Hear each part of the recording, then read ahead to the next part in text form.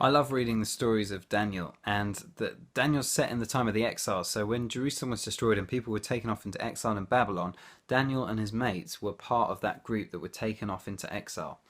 The first half of the book of Daniel's a great narrative story that's really easy to read. It's like a lot of the stuff that, the most famous Sunday school stories. We'll be familiar with some of them.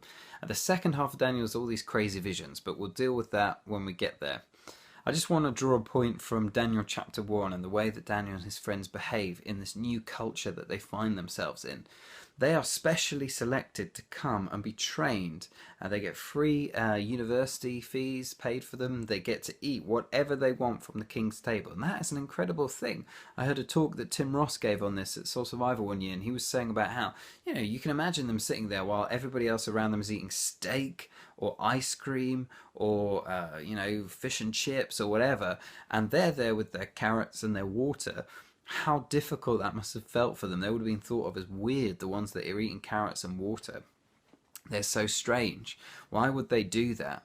And one of the points that he wanted to make was because if they were to just indulge in the steak and the fish and chips and the ice cream, and if you just gorged yourself on everything the king put in front of you, then you would sooner or later become dependent on that.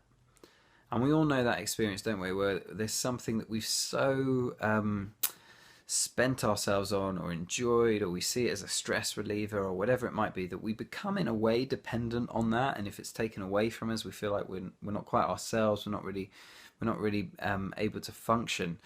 Daniel and his mates didn't want to be in a position where they would become dependent on the stuff that came from the king's table. Because when you become dependent on something, then what happens is you become loyal to the source of that something. So if they were to become dependent on just eating the fine food from the king's table, sooner or later they will become loyal to the king. And they wouldn't be in a position to challenge and to question and to speak truth into a culture. They would have just become absorbed by it. And as followers of Jesus, we are to be in some senses set apart. And one of the things that means is we are to abstain on some occasions from certain things. Now, the word abstinence in our culture, we don't really like that word, but for a follower of Jesus Christ, abstinence is normal.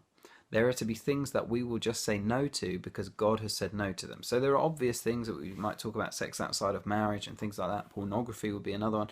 But there are other things, plenty of other things as well, that we indulge and we allow our appetites just to be fed and to be sated by all the stuff that comes to us in the UK, where we're so wealthy and we have so much. We become dependent on these things. When we become dependent on them, we're no longer able in the same way to stand apart and to challenge and to speak truth and to question. And so I suppose I just leave you with a question. What are you abstaining from at the moment? What are the things that you are deliberately stepping back from so that you can make sure you're not dependent on them and instead you are dependent and loyal to the King of Kings?